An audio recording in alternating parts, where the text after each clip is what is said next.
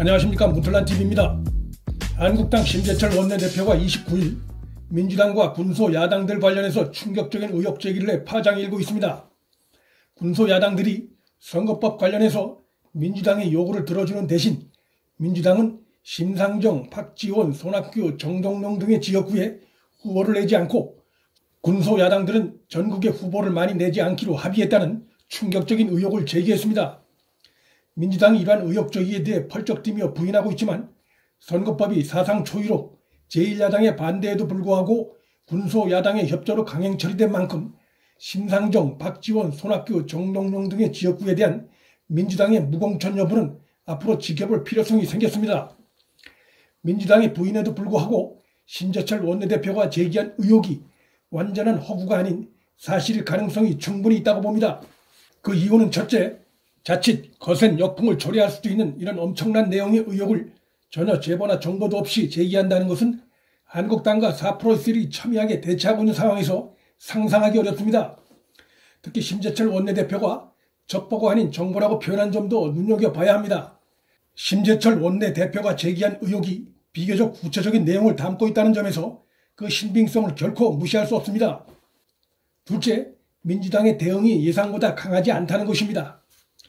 민주당이 도덕적 명분에서 연일 난타당하고 있는 상황에서 한국당 심 원내대표의 의혹 제기가 100% 근거 없는 것이라면 어쩌면 단번에 이 상황을 뒤집을 수도 있는 절호의 기회일 수도 있음에도 당의 수석 대변인이 등장하지 않았다는 것은 간과할 수 없는 사실입니다. 이번 한국당 공격에 그간 한국당을 공격할 때마다 단골로 등장해 혹독한 논평을 쏟아낸 홍익표 수석 대변인이 등장하지 않았습니다. 대신에 박찬대 원내 대변인이 등장해 한국당의 의혹 제기는 완전 허구다, 4+1의 균열을 노린 불순한 가짜뉴스라는 등의 반박 논평을 한 것이 전부입니다. 수석 대변인이 아닌 일반 대변인이 등장했다는 것은 그만큼 당의 무게감이 덜 실린 것으로 평가할 수 있습니다. 민주당이 이를 모를 리가 없는데 그렇게 하지 않았다는 것이 매우 수상하다고 볼 수밖에 없습니다.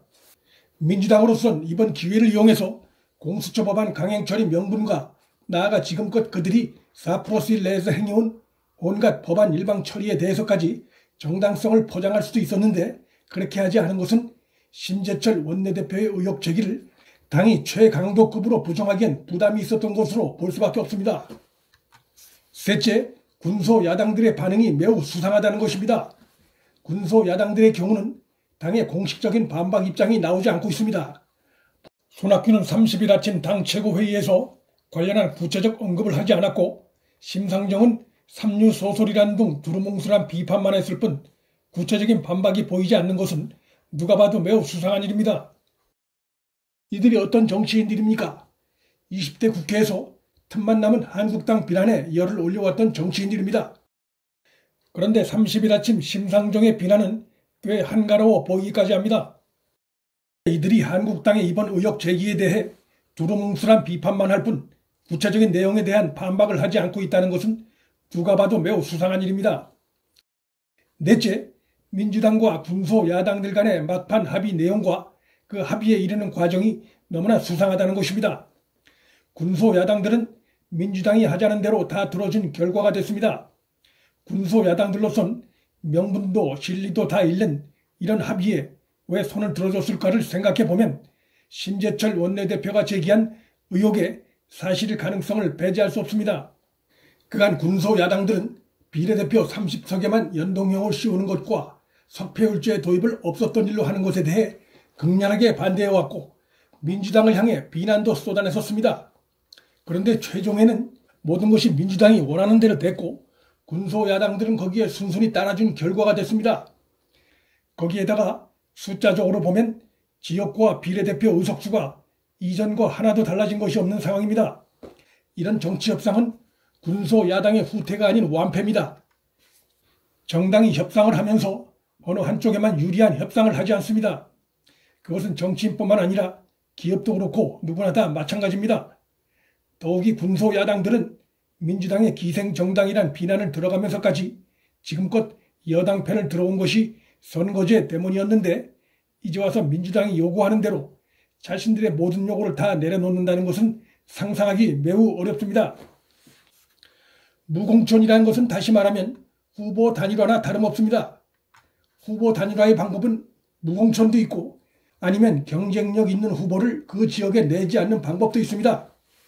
지지층이 겹치는 부분이 있는 이들로선 차기 총선에서 이 방안에 대해 논의했을 가능성이 높습니다. 군소야당 대표들 지역구엔 민주당이 후보 단일화를 해주고 한국당과 민주당이 접전을 벌일 전국의 주요 지역엔 군소야당들이 후보를 내지 않거나 후보 단일화를 해주는 방식입니다. 따라서 심재철 원내대표가 제기한 의혹은 사실일 가능성이 매우 높다고 봅니다. 뿐만 아니라 이들 민주당과 군소야당들 간에 겉으로 드러난 합의 외에 다른 이면 합의가 있을 가능성이 있다고 봅니다. 그 내용에는 심재철 원내대표가 제기한 것도 포함됐을 수 있고 그 외에도 다른 내용들, 어쩌면 더 심각한 내용들이 감춰져 있을 가능성도 있습니다. 4+1 야합의 끝판왕이라 할 수 있는 개헌에 관한 것이 포함됐을 수도 있습니다. 그런 모든 것들의 내용은 그들이 아무리 감추려 해도 시간이 흐르면 다 터져나오게 되어 있습니다. 민주당이 우려하고 있는 대로 심재철의 의혹 제기로 4+1 협의체 내부에 균열이 발생할 수 있고 그 균열은 또 다른 내부 고발로 이어질 가능성이 충분히 있습니다. 이면 합의의 전모가 드러나는 것은 시간 문제라고 봅니다. 문틀란TV 여기서 마칩니다.